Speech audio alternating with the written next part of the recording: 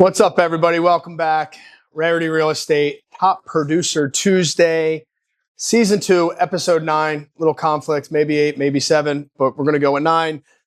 This one's a special one, though. One you guys will remember forever because our guest today is the one and the only Mr. Colin Conway, everybody. So, welcome, Colin. And a little lead into this, I was just kind of teasing the group a little bit, but saying we could go many different angles with this because you and I, you're probably one of the people, outside of Nick, people I probably know longest in this room. So we got a lot of stories, a lot of good ones, a lot of bad ones, a lot of fun ones. But I think at the end of the day, everybody here is really excited to hear the journey that you've been on, man. Because I think one thing that I've been really just so inspired by you is just every sort of chapter, every sort of phase that you've hit in your life, you've always been able to find a way to succeed and be the best of the best of what you do. And I love that, and I admire that about you. You're not only, a great agent, a great developer, a great person, but at the end of the day, you're a great friend. And I think, that's what I'm most excited to have this combo about. So, I was excited for this. So when the back issue last week hurt me a little bit, but I'm happy that we're back this week. Yeah. So it's good. So, why don't you give everybody a minute here? Take a quick second, introduce yourself. So, tell us a little bit about yourself. Go. No, it's fine. Is it hanging low? It's Can you hear it? Yeah, I was flowing right there. I know. That was great. We're good. All right. So tell us who you are, Kyle. Colin Conway, been a licensed realtor for almost 15 years. I co-founded WayBar Development with Rob and Barua back there about 6 years ago. So where do you want me to start? How far back are we going? You know what? Let's go to the early days. Talk about little Colin, where you grew up, early days, school. Tell us about basically get us to the point of you getting your real estate license. So I grew up in Northeast Philly in Ronhurst until I was about 12 years old. Then I moved in 7th grade to Bluebell. It's very different from Northeast Philly. I have 3 brothers. My dad's from Ireland. My mom's a school teacher. What else? So I moved to Bluebell when I was 12 years old. Just said that. Sorry, I get nervous on camera. I went to Montgomery County Community College for 2 years because my parents said they'd pay for school if I went there first. Went there, transferred to Temple University. But I got my real estate license at Montgomery County Community College. I had a teacher, Vince Bevavino, Coldwell Banker guy. It was a free elective class. I had real estate and golf. So they were my free electives at Monco. But the teacher I had kind of really spurred the interest in being a sales agent and, getting into the business. What year was that? I was 19 years old. 19. So, so you were taking, was it like a real estate class? Was it study? Like, was the class to get your salesperson to get your license? real estate license? Yeah. No, it was a free elective. Oh, that's real estate 1 and 2.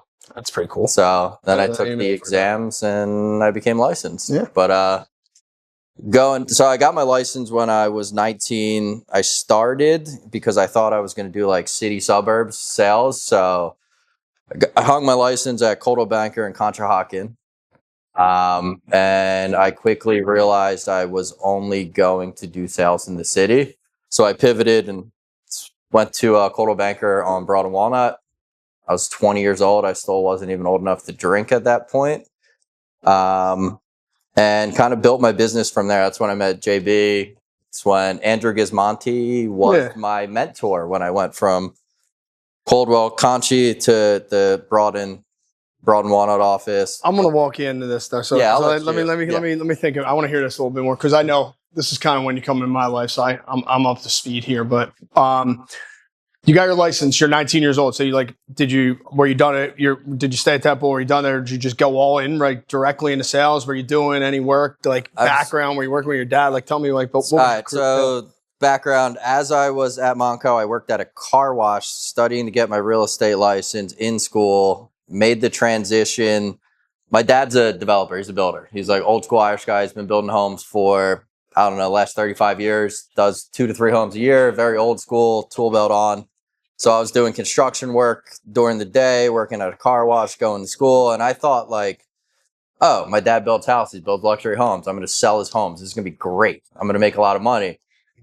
Quickly realized my dad was like, you're not selling any of my houses. He's like, unless you find me an opportunity to build, you don't get the outsell. So from there, I was like, damn, I didn't work with my own dad for 6-7 years into the business.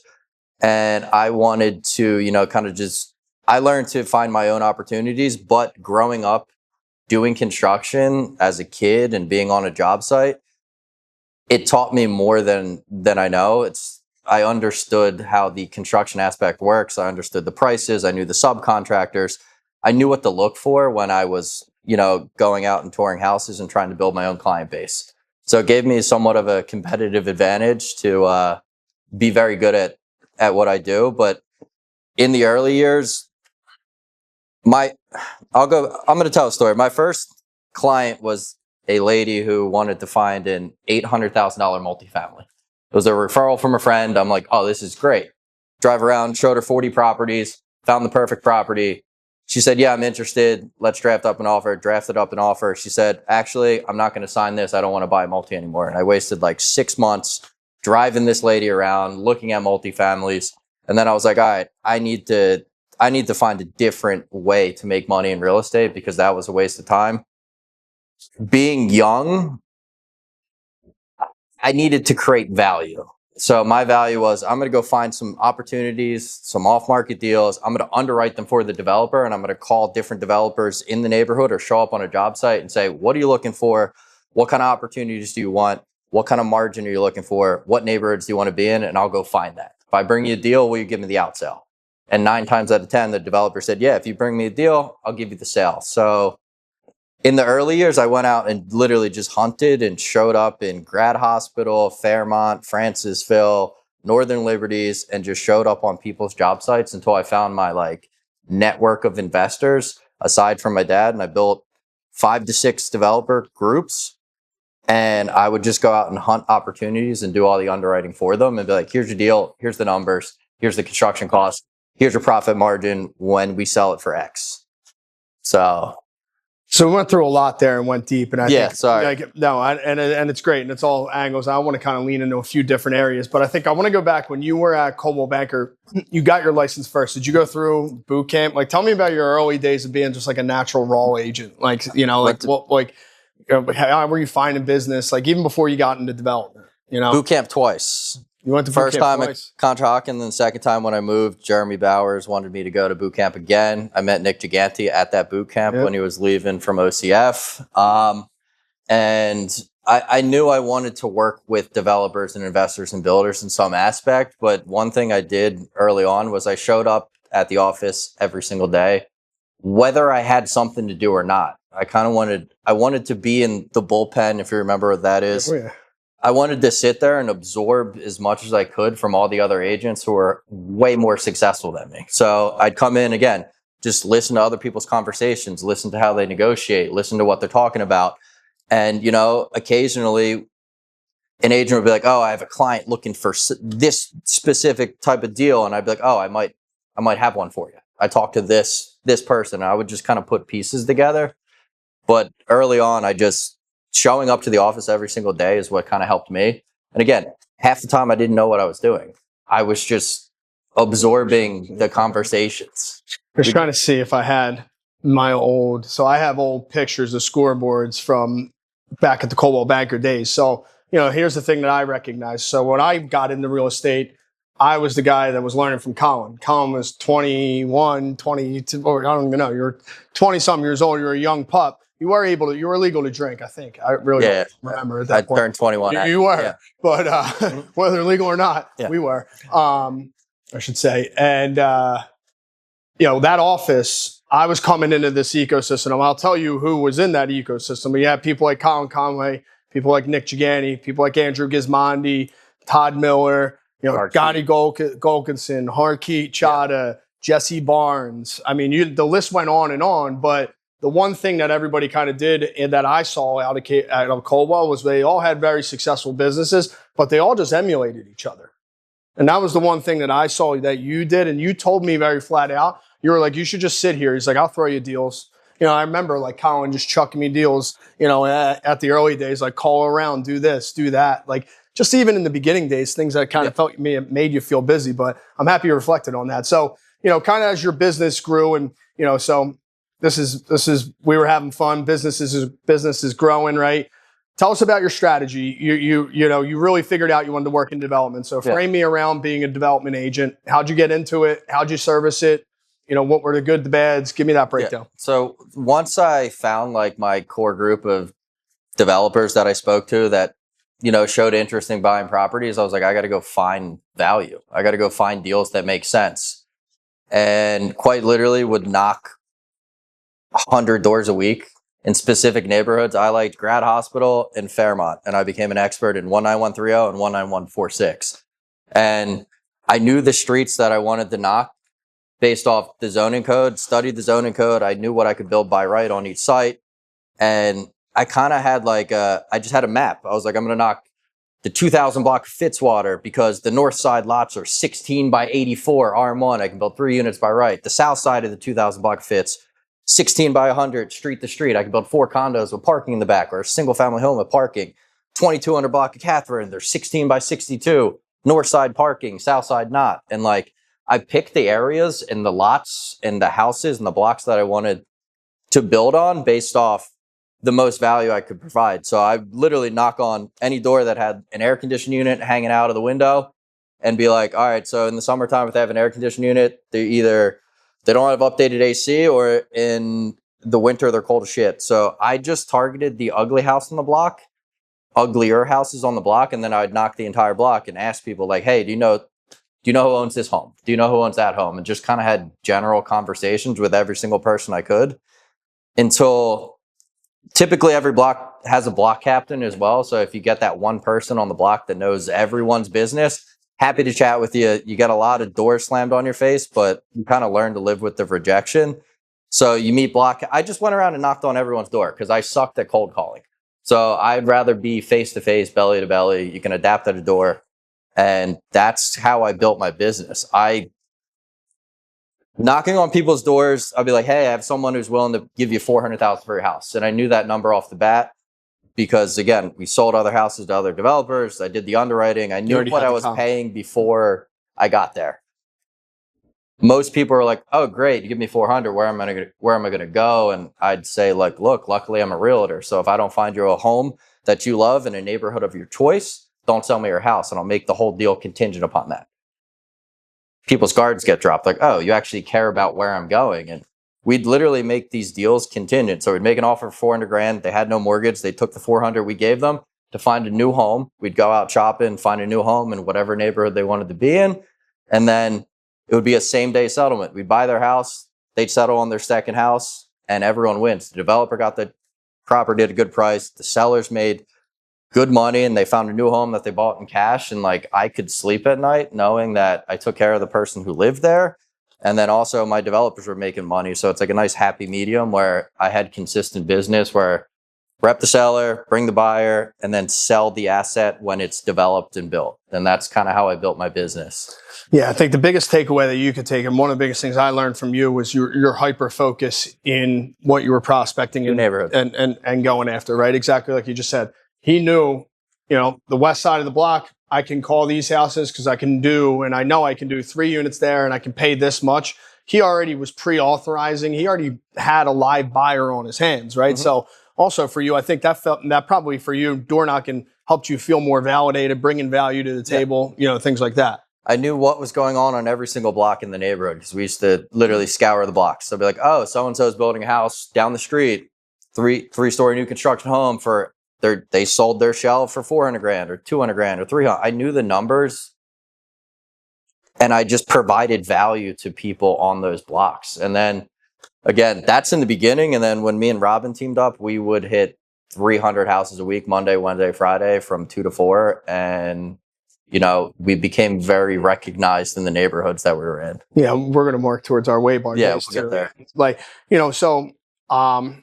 Finishing out your Coldwell days and kind of, staying and finishing out there. I mean, dude, I will tell one crazy story, and this is so funny because everyone, Gizmondi's not here, but we had a corner office, and it was me, And we really didn't do that much business, I don't think, really back then. But we were just probably lunatics. And so, Jeremy, we had a sick corner office. It was like me and Colin, Steve. Who else was in there? Nick. Yeah. I think Scott. Somebody else was in there, and then Gizmo was in there. And we would always tell Bowers. Part of our deal with him was like we would always say, keep the fridge in the office open because it was a real estate office. You could pop in. So right across the street was like tradesmen's and brew. So we would just go up there to go to the bathroom, have a couple beers, and go back down. One night we trashed our corner office, like threw a party till like 4 a.m. No one cleaned it up. Gizmo came into work the next Friday morning, opened the door, and was like, closed the door, left, called Bowers. Bowers called us freaking out, man. But I mean, listen, we were having fun. But I think the thing was like there was what's that? Yeah, a Gizmo. No, he was just like, nah, don't go in there. Just gotta get it clean. Like he didn't say anything. Bowers called. He knew, but what was Bowers gonna say? Like, We were very young and full of energy. Yeah, definitely. Like when I started, I didn't necessarily know exactly what to do. I just wanted to be doing something. And for me, I tried cold calling. I tried the script. I sounded like a robot. I'm better in communicating with people just one-on-one. Like one-on-one, face-to-face, belly-to-belly, ask the right questions. And you get good answers and good feedback. So yeah, for us, I just wanted to be doing something. Yeah. And you build your own script over time. I made so many mistakes knocking on people's doors where I'd stutter. I didn't say the right thing, didn't know what to do. But over time, you just build more confidence and you get comfortable with rejection. And if you're comfortable with rejection, like no one can stop you. You just keep going. So before we kind of lean into like the WayBar days and like your early days, obviously with us working together, things like that. The thing that I also love about you, we've closed some of the biggest deals in the city, right? Mm-hmm. Me and you. I mean, a lot of them, right?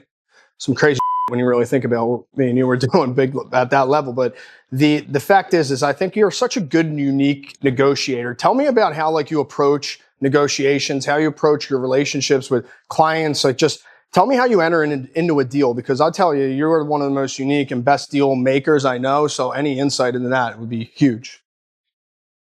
I would say a lot of the big deals that we did took months of me showing up every other week to either the business owner's warehouse that they owned, or I would just continuously show up to people's places of business, properties.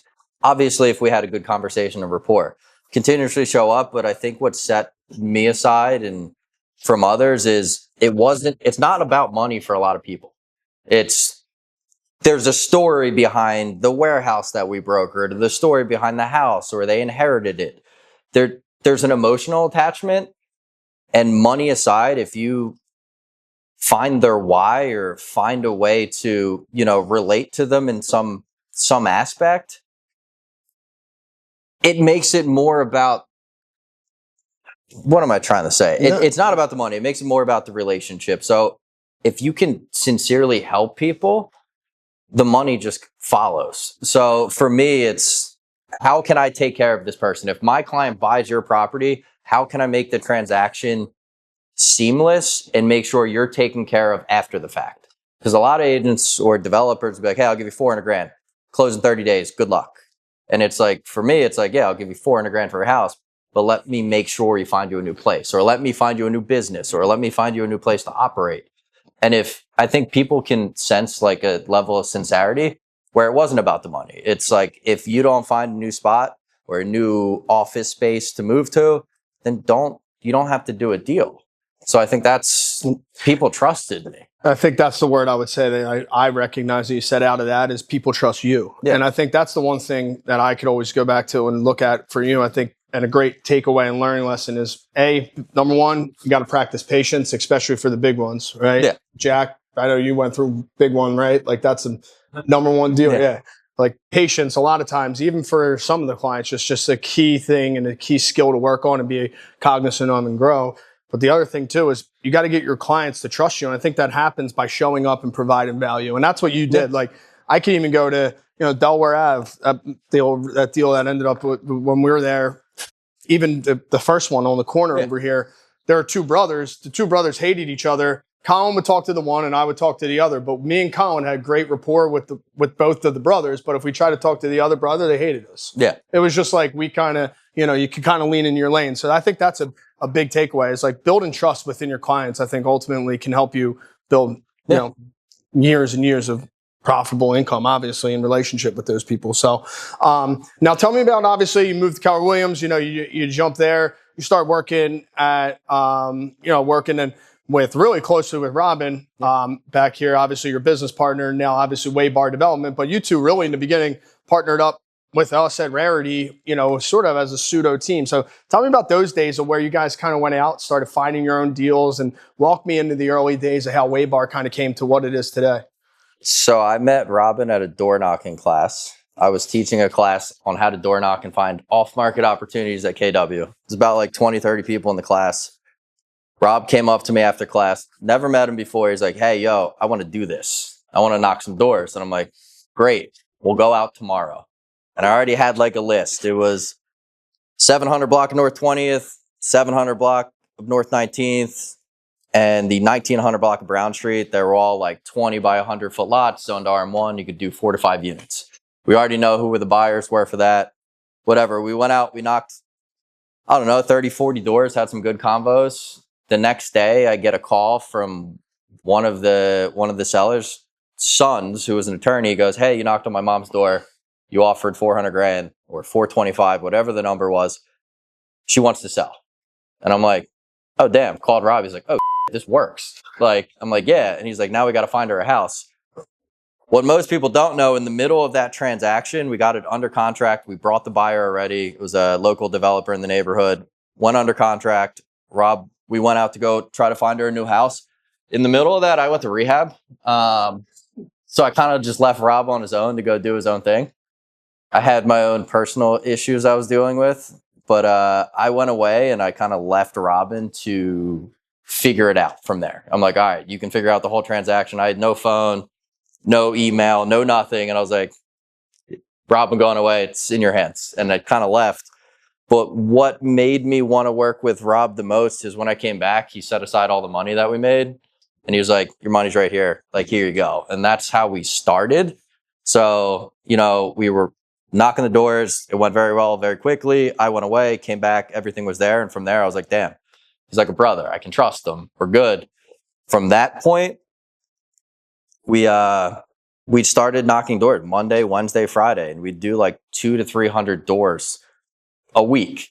Uh-huh. And we were super consistent and regimented and systematic. Rob's a very systems guy. I'm not, kind of all over the place. But from when I came back, like I had like a chip on my shoulder. I'm like, all right, I got to come back, got to do better, become a better person, and just focus on what really makes me happy. And COVID hit like shortly thereafter, and then me and Rob were like, damn, what do we do? We can't get any business. We can't knock on people's door. No one's going to answer the door. So I remember that. Closed. I remember that anxiety. The office is closed. So literally we sat in Rob's basement of his house and wrote handwritten letters. We were like, all right, these are the list of properties. We're going to do handwritten letters. I faced my fear with cold calls and like, all right, everyone's going to be home. So we might as well just call these landlines, call everyone at home. Because what we realized with COVID is either they're stuck in their house. So people they want a bigger house because they're spending a lot of time there. They want a smaller house, too much space, and everyone being stuck in their house can realize all the they don't love about their house. So we ended up doing like 16 off-market deals in the course of 12 months in Grad Hospital alone. So we found all these opportunities, sold them to different developers, and then they were built and developed. We sold those, got the resales, and then we decided, we're making these guys a lot of money. We got to do it ourselves.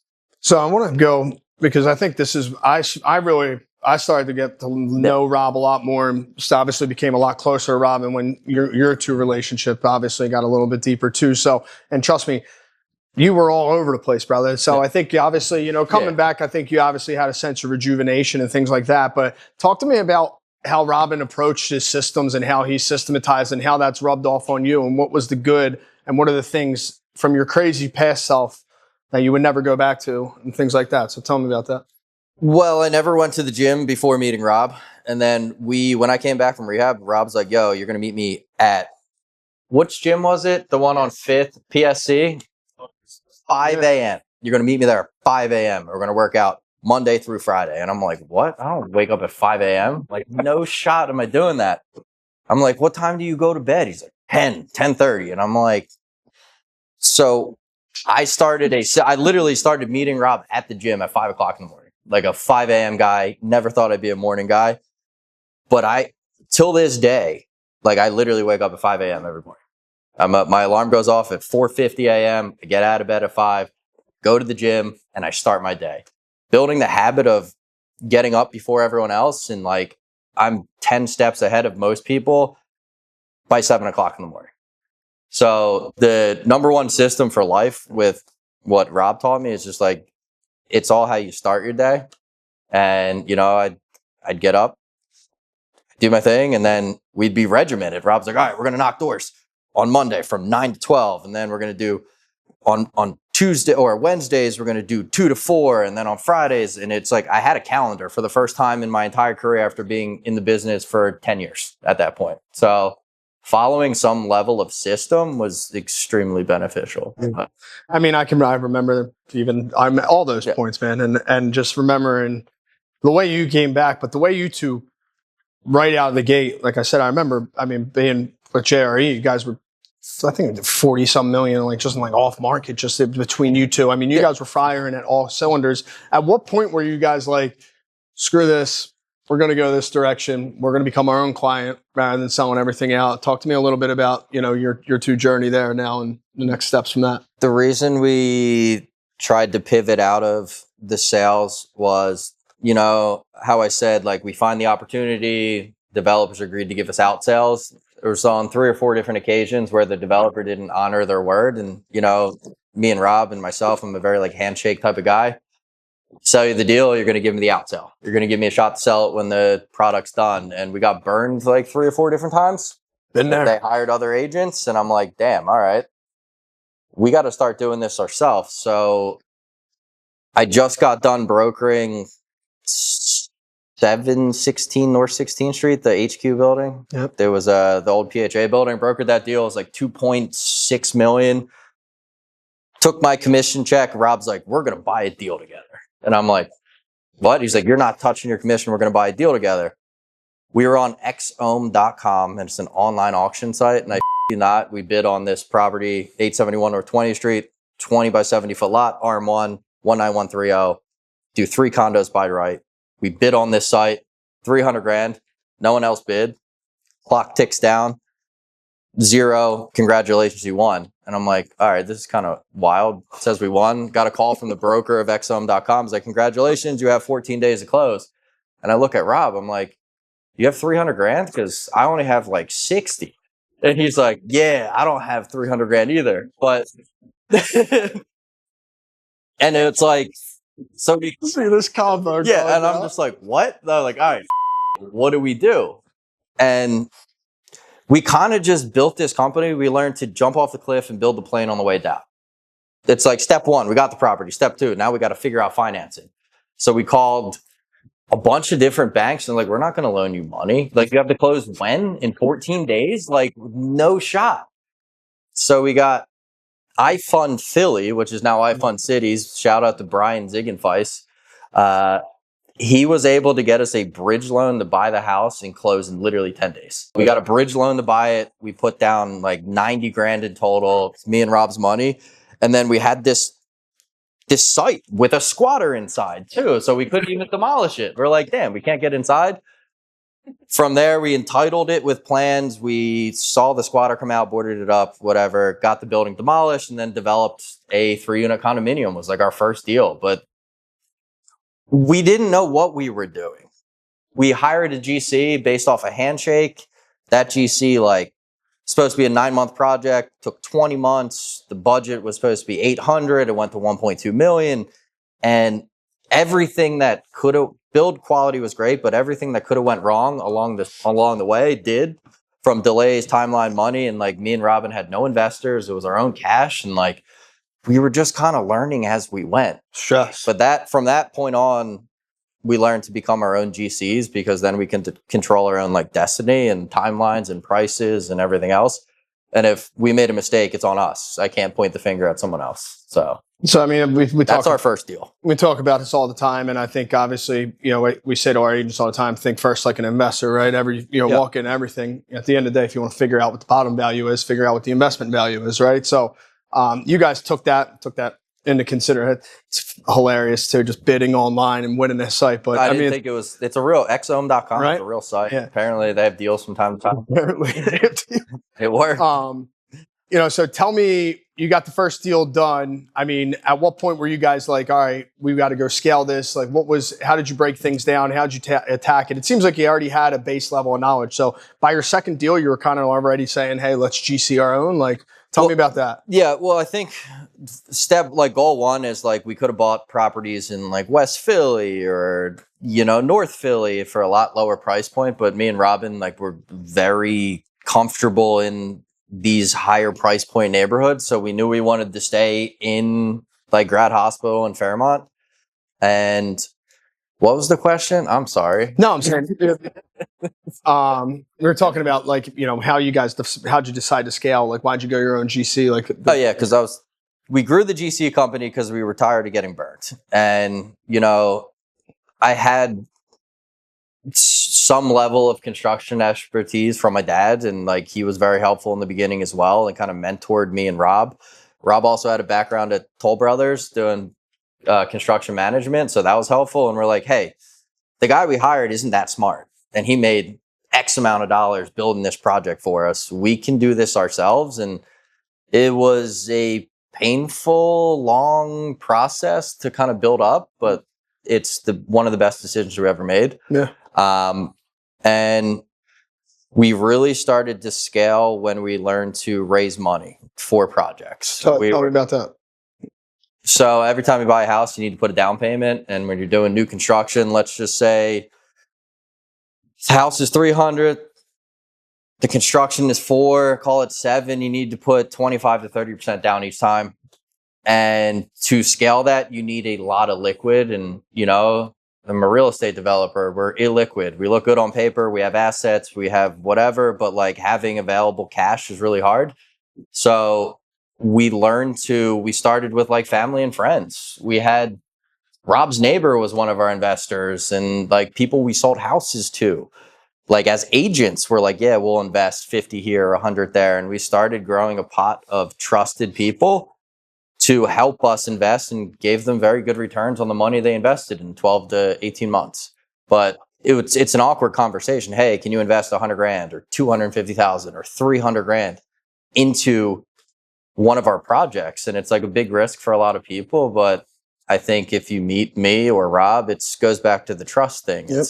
I'll make sure you get paid whether I lose money or not. So once again, that's kind of what I see. And as your career kind of evolved, you've always, once again, been at the top, right? So tell me a little bit about WayBar now. What are you guys doing? What's your size, employees, projects, development? Give me all those numbers that make it sound great.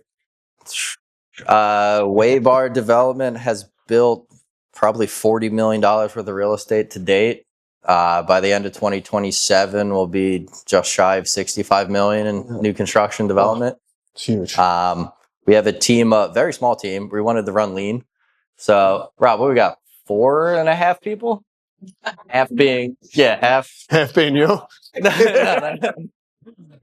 No, we have a VA. It's called 4.5 people. Yeah. So we are looking for, another project manager as we scale, but I didn't want to grow too big. We do 8 to 10 projects a year. Our specialty is the $1 million price point. So $1 million plus, single family homes, good neighborhoods. And that's our market.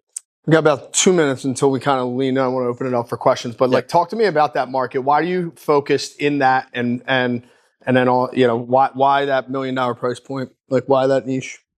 There's less competition. Talk to me about that. All right. So there's a couple of reasons. One, less competition because you need a lot more money to bring to the table to buy a deal in this price point. 2, it's not necessarily recession proof, but being in the $1 million plus price point, people are less affected by the economy. 3, I don't want to buy a deal unless I'd live on the block. So I'm a little bougie at times, and I like Northern Grad and Rittenhouse and Fiddler Square and like those neighborhoods. So me and Rob decided like, I don't want to build in neighborhoods and areas that I wouldn't live myself. So how am I supposed to sell a house to someone if I don't even believe in the neighborhood? So it was more like location based, the golden rule or the basic rule when you get into the business. Yeah.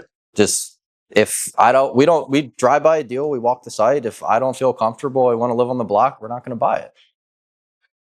I mean, across the board, I think everything that there's a few things once again that comes out, and stick with your story. I think obviously number one is you're resilient as hell. I think that's something that I think everybody can take away is you've taken a number of punches, but you've always gotten back up and then always came back stronger. So I think taking away that is huge. And then number two, I think the biggest thing I get from you is the trust you build in your clients. Like I think that's invaluable. Because at the end of the day, that's a lot of these. It's their largest financial asset or decision they're ever going to make. So. I mean, listen, you speak that, man. You are the real deal, brother. We appreciate you. I appreciate you. It's been nothing but a privilege to watch you and obviously watch you and Robin and everybody grow. It's been nothing but a pleasure to support you guys and, WayBar to the moon, like we said. So, everybody real quick, and we're going to go to Q&A. Give a round of applause, Colin here. Thank you.